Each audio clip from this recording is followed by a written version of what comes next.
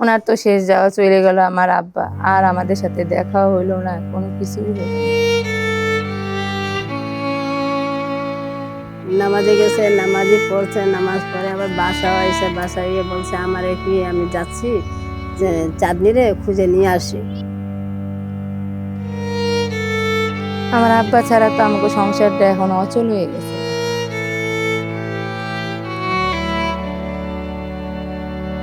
কিভাবে মরলো, কিভাবে কে গুলি মারলো, কিভাবে কি হইলো না হইলো আদৌ জানতে পারলাম না।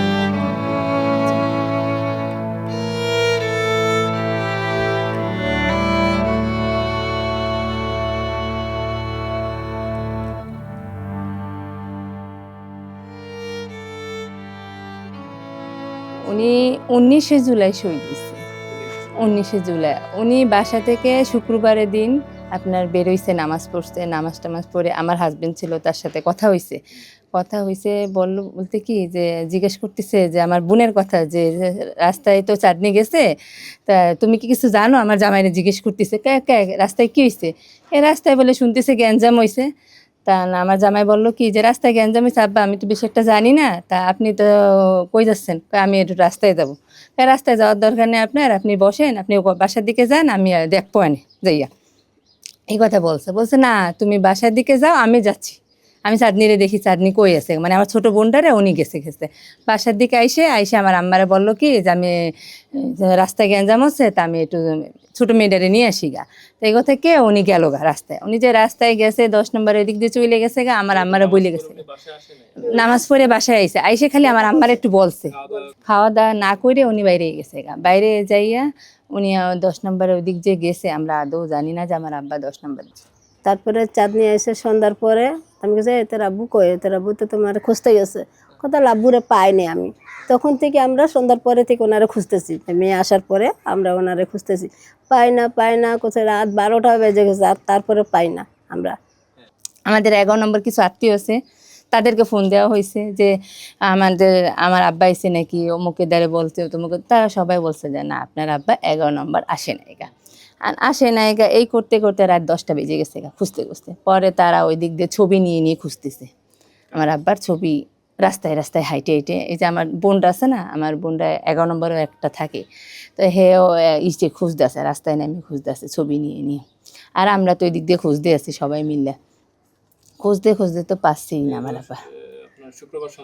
শুক্রবারের সন্ধ্যার সন্ধ্যা থেকে আপনার রাত 12টা বেজে গেছে গা খুঁজতেছে, আমরা পাচ্ছি না। রাত 12টা যখন 1 বাজে তখনই কিন্তু কারফিউটা শুরু হয়েছে গা, তখনও কিন্তু আমরা রাস্তায়। পরে কাজীপাড়া থেকে আরেকটু দূরে গেলাম, শ্যানপাড়ার ওইদিকে আলহেলালে আছে না, ওইদিকে পর্যন্ত গেলাম। ওইদিকে যে হাঁটতেছে, হেঁটেই যাচ্ছি আমরা 4, মানে আমার মা আর আমার আরও 2 বোন আর আমি মিলে, আমরা 4 জন মিলে হেঁটে যাচ্ছি। এই করতে করতে আমরা ওই আলহেলাল ওইদিক গেছি গা। পরে আলা কতটি পুলিশ র্যাব বিডিআর আছে, তো পরে না পুলিশরা আমরা জিজ্ঞাসা আপনারা কই যাচ্ছেন, তখন আমি বলতেছি যে 10 নম্বরে যাবো, আমার আব্বারে তো পাচ্ছি না খুঁজে, তাই না আমার আব্বারে আমরা খুঁজতে বেরিয়েছি। তখন ওনারা বলতেছে যে রাত 12টার 1 বেজে গেছে, আপনারা জানেন না আজকে থেকে কারফিউ শুরু হবে। আমাকে অবশ্যই জানি, আমরা শুনছি টিভিতে, তখন আমার আব্বারে পাচ্ছি না দেখে আমরা খুঁজতেছি। কাই বাসায় চলে যান গা, না বাসায় চলে আমার আব্বারে না খুঁজে পেলে আমরা বাসায় যাবো গা, বাসায় যান গা, নাইলে আপনাকে মহিলা স্টুডেন্ট বলে আমরা নিয়ে যাবো গা, এই কথা বলতেছে। তারপরও স্যাররা রিকোয়েস্ট করলাম যে স্যার আমরা একটু কোনো দিক খুঁজে দেখি আমার আব্বারে পাওয়া যায় কি না। আমার বলতেছে না আপনারা 10 নম্বর ওই দিক যাইতে পারবেন না, 10 নম্বর ওইদিকে আগুন জ্বলতেছে, করতেছে, আপনারা যাইতে পারবেন না, ওই জায়গায় যাইতেই পারবেন না। এই কথা বললেও তারা চলে গেল, আমরাও পিছন হাঁটতেছি, কিন্তু 10 নম্বরের গোল চক্করটা পর্যন্ত আমরা যাইতে পারিনি। ওইখানে লোকজন আছে, ওইখানে হ্যাঁ আন্দোলনকারীরা আছে না কে আছে বলতে পারি না, আমরা তো দূর থেকে দেখছি, আমাদের ওই পর্যন্ত যাওয়া যাচ্ছে না, আমরা ওই পর্যন্ত মানে 10 নম্বরের যে মূল গোল চক্করটা, ওই চক্করটা পর্যন্ত আমরা যাইতে পারিনি। ওদিকের মানুষ এদিকেও যাইতে পারতেছে না, এদিকের মানুষ ওইদিকে যাইতে পারতেছে না, মানে ওই জায়গাটা যে কি অবস্থা, মানে চোখে না দেখলে বিশ্বাস করা যাইতো না। পরে ওই জায়গা থেকে আমরা ওই যে জায়গা ছিলাম, এই জায়গা থেকে পরে চলে আসলাম। আসার পরে বাসায় এসে আপনার খোঁজাখুঁজি, মানে আমগো এলাকার মধ্যে আবার জিজ্ঞেস করলাম, তখনও তো মানুষ এলাকার ভিতরে ছিল, আমাদের জিজ্ঞেস করার পর এসে ঘরে বসে কান্নাকাটি শুরু করে দিছে যে এখনো পাচ্ছি না, কি দেখি হইলো না হইলো। আমার আব্বা আমার বেশি একটা মোবাইল ফোন চালাইতে জানতো না, সাথে কোনো ফোনই ছিল না। তারপর পরে আবার সকালবেলা বার হলাম খুঁজতে, আমার আম্মা ফজরে নামাজ পড়ে বাইরে এসে আমার বোনরে নিয়ে ধরেন এই জায়গা থেকে এই যে শ্যামলী হাসপাতাল আছে না, শ্যামলী হাসপাতাল সরদি আছে, এখানে যায় যে খোঁজাখুঁজি করতেছে। তারপরে তো ওদিকতে যাইতে দিতেছে না 10 নম্বর, বা এদিকের মানুষ যাইতে আইতে দিতেছে না। তারপর আমরা 10 নম্বর পর্যন্ত খুঁজে চলে এসেছি। আবার ফের গেছি ওদিকে, আমার একটা মেয়ে আমার 11 নম্বর থাকে। হে বোনটা তখন আমার বললো কি যাপা তুই 10 নম্বর এদিকে আয়। আমি বলছি, কেন 10 নম্বর এদিকে? শুনছি কি ওইখানে না অনেক ডেড বডি রাখা আছে, দেখতে পারি গা। ডেড বডিতে আমাদের কি হবে? আমি আবার এই কথা বলছি, আমাদের কি হবে? কয় না, আমরা এরকম ছবি নিয়ে নিয়ে ঘুরতেছি তো মানুষজন বলতেছে যে আপনারা যে দেখতে পারেন, এরকম লম্বা লম্বা চওড়া মানুষ, মুরব্বী মানুষ আছে হাসপাতালের ওইদিকে, আপনারা যেয়ে দেখেন গা। আজমল হাসপাতালে আমরা যখন ঢুকি তখন দেখি কি ওই আপনার ওই দূরে ওইদিকে যে সিটটা আপনারা দেখলেন না, সিটে শুয়ে রাখছেন আমার আব্বারে, এই সিটের ওই জায়গাটা আমার আব্বা শুয়ে রয়েছে। আর অলকুলতের মধ্যে আরও 2টা মানুষের লাশ পড়ে রয়েছে। 2টা মানুষের লাশ বলতে কি রক্তটা পড়ে রয়েছে, মুক্ত কাপড় দিয়ে ঢাকা, মুক্ত আর দেখতে পারিনি গা। হ্যাঁ, তখন আমার আব্বার ইটা দেখে আমি আচুক্কা যখন আমার আব্বার ইটা পর্দাটা যখন খুলছি তখন তো আমি সেন্স হারাই ফেলছি। আমার আব্বারে দেখে মনে হচ্ছে আমার দুনিয়া সব কিছু শেষ হয়ে গেছে। এই দেখার পর আমি কি করব, আর কিছু করতে পারতেছি না। তখন কিন্তু আমার আম্মা আমার ধারে ছিল, কিন্তু আমার আম্মা একটু বাইরে ছিল, আমি ভিতরে ঢুকছিলাম আগে। মানে আমরা তো খুঁজতেছিলাম, যে মানে চতুর্থ দিক দিয়ে আমরা বোনেরা সব খুঁজতেছি। পরে আল্লাহ জোরে ডাক দিছি, আমার আম্মা আসলো। আসার পর দেখে মানে এমন একটা কাহিনী হইলে ওই জায়গা বলার বাহিরে, যে কি আমাদের আকাশ ভেঙে পড়ছে আমার আব্বারে দেখে। দেখলাম কি টুলিতে ছিল, আর শোয়ানো টুলিতে ছিল। আর একজনে দেখলাম কি অনকি লাটে। আমার মেয়ে বলে 2জনে দেখছে। আমি পরে গেলাম, আমার লগে লগে কয়নি, আমার পরে কইছে যে আমার আব্বার এইখানটাকে একটা গুলি লেগে রয়েছে গা। হ্যাঁ, ডান পাশে না গুলি কিন্তু একটা লাগিয়ে রয়েছে গা। মানে অতটা আমার সেন্স নেই যে কোন জায়গায় কোন হাতে লাগিয়ে রয়েছে, গুলি যে লাগিয়ে রয়েছে না কি রয়েছে, আমার অতটা সেন্স নেই গা।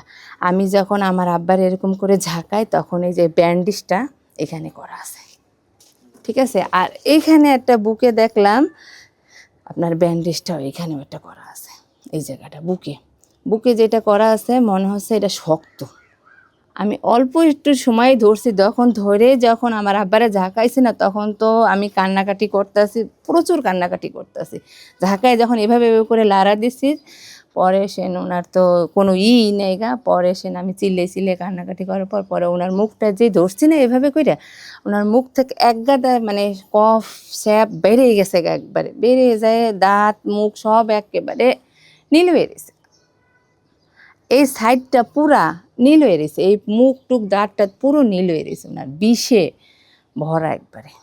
তাহলে ওরা বলছে কি অনেক সময় হয়ে গেছে, গুলি খাওয়ার অনেক সময় হয়ে গেছে, আপনারা তাড়াতাড়ি বাসা লয়ে যান, আপনাদের কেস হয়ে যাবো। তো আমরা তার নিজে এমনি ঘাবড়াই গেছি, আর ওরা এসব কথা বলছে। তো নিয়ে যাবো, তো আমাদের একটা ডেথ সার্টিফিকেট তো দিবেন, কোনো কিছু তো একটা দেবেন, যাতে আপনার এখানে আইসে আমার আব্বা চিকিৎসা নিচ্ছে, ঠিক না, আমাদের একটা ডেথ সার্টিফিকেট তো দিবেন। তা ওনারা বললো কি যে আপনারা নেন, পরে আমরা দিচ্ছি, এই কথা বললো।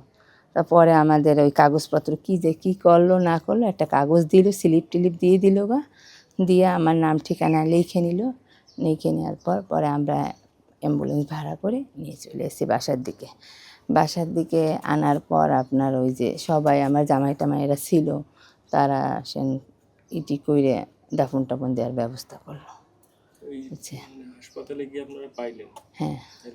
মানে কে বা কারা হাসপাতালে নিল, কোথায় উনি গুলিটা লাগলো, তা আমরা জানি না, বললাম না, কিচ্ছুই জানি না। আমরা পরে গেছি ওই জায়গায় খোঁজ নেওয়ার জন্য। ওরা বলে যে আমরা বলতে পারি না কে বা কারা আনলো না আনলো বলতে। এখানে তো অনেক লাশ এসেছে, ছাত্ররা নিয়ে এসে এ কথা বলছে, মানে হাসপাতাল কর্তৃপক্ষ বা জাহাজ। হ্যাঁ, ওরা বলছে যে আপনার এখানে 3টা-4টার সময় আপনার আব্বার বডিটা এসে, এই কথা বললো। হ্যাঁ, আগের দিন ধরেন শুক্রবারের দিন 3টা-4টার সময় এসে আমার আব্বার বডিটা। আপনার 2টার সময় তো নামাজ শেষ হয়ে গেছে, জুম্মার নামাজটা 2টার সময় শেষ হয়ে গেছে। উনি বাসায় আইসেই আমার আম্মারে বইলেই চলে গেছে গা, একটুক সময় কোনো খাওয়া দাওয়া করি না। উনি বললো কি যে আমি মেয়েরে নিয়ে এসে এরপর আমরা একসাথে ভাত খাই। ধরেন শুক্রবারের দিন আপনার নামাজ টামাজ পড়ে টেরে একটু রান্না বাড়া করতেও গ্যাস থাকে না আমাদের এখানে গ্যাসের সমস্যা, এর লিগে একটু দেরি হয়ে যায় খাওয়া দাওয়ার জন্য। এই কারণে বলছে যে মেয়েরে নিয়ে এসে ভাত খাবো। আর মেয়েরে তার আনতে যায়, তার উনি বাসায় আসলো না, ওনার কোনো কিছুই হইলো না। ওনার তো শেষ যাওয়া চলে গেল আমার আব্বা, আর আমাদের সাথে দেখাও হইলো না, কোনো কিছুই হইলো না। আমার আব্বা ছাড়া তো আমাকে সংসারটা এখন অচল হয়ে গেছে গা। কারণ আমার আব্বাই হলো আমাদের ঘরের মূল মানুষ, ঠিক না? আমার আব্বা ছাড়া বলতে গেলে আমাকে ঘরের পরিবারের কেউ আর নেই গা। আর্থিক সহযোগিতা বলতে কি আমার আব্বাই যা করার করতো, আর আমার আম্মা তো বাসায় থাকে, ঠিক না? কিন্তু আমার আব্বার উপার্জনে টাকা দিয়ে চলতো। উনি ওই যে চা বিক্রি করতো চা বিক্রি করতো কোন জায়গায়? ওই 10 নম্বরের এদিকে কাজীপাড়া আমাকে, কাজীপাড়া ওভার ব্রিজ আছে না, মেট্রো ট্রেনের নিচে। দোকান ছিল না, কিভাবে চা বিক্রি না দোকান ছিল না, এমনি লাগছে? হ্যাঁ ফ্লাক্সে করে চা বিক্রি করতাম। হ্যাঁ ঘুরে ঘুরে নিয়ে, সিগারেট এরকম? হ্যাঁ হ্যাঁ সংসার চালাইতো কে আপনার? হ্যাঁ, আমার জামাই চালাইতো। উনি আগে কি করতো? এর আগে আগে দারোয়ানি করতো, কোন জায়গায়? ওই যে আমাকে এই জায়গায় করতো। তার আগে ওনার বয়স কত ছিল? আমার বয়স কত, মানে 70 বছর। সত্যি? এর আগে মানে কাজের ইয়ে না, যে ওই সময় আবার রাজমিস্ত্রি কাজ করছে, মানে যা পাইছে তাই করছে। খুলনা চাকরি করতো না, নিসপিনে কাজ করতো, ছাল মাল আইনে বিক্রি টিক্রি করতো, কাজ করতো। ধরো আপনার রেপগুলোর সাথে কাজ বাজ করতো, উনি যা পাইতো ওর সাথে রেপদের সাথেও কাজ করতো ওনাকে। হ্যাঁ র্যাব পুলিশ? রেপ পুলিশ যে থাকতো না নিসপিনের ভিতরে, র্যাবের সাথে কি কাজ করতো? ওই ওনার বাসা টাসা পরিষ্কার টরিষ্কার করে দিত, কাজ বাজ রাজমিস্ত্রি কাজ করতো তো, মিস্ত্রি কাজ টাজ করে দিত। এই এখন কইছি না ছোটো মেয়ের একটু জবে দিয়ে দিছি, ওই নিয়ে যা চাইলেও চলে। কি করব, সরকারের দিক থেকে কোনো চাকরি দেওয়া বা কিছু এরকম কোনো কথা হয়েছে? কেউ বলছে? কথা তো হয়নি, মানে যা আমরা টিভিতে শুনতেছি, কথা তো সরাসরি আমাদের সাথে হয় না। করেন না? না যাইয়ে বলি ইয়েতে জুলাই ফাউন্ডেশনে, তো যাইয়ে বলি, ওরা বলছে সবারই হবে তা আপনাদেরই হবে, এই কথা বলছে। সহযোগিতা বলতে আমরা জুলাই ফাউন্ডেশন থেকে 5 লাখ টাকার একটা চেক পেয়েছি। আর আর অন্য কেউ বলতে ওই যে ইসলামী জামাত আছে, তারা টাকা পয়সা দিছে আমাদের।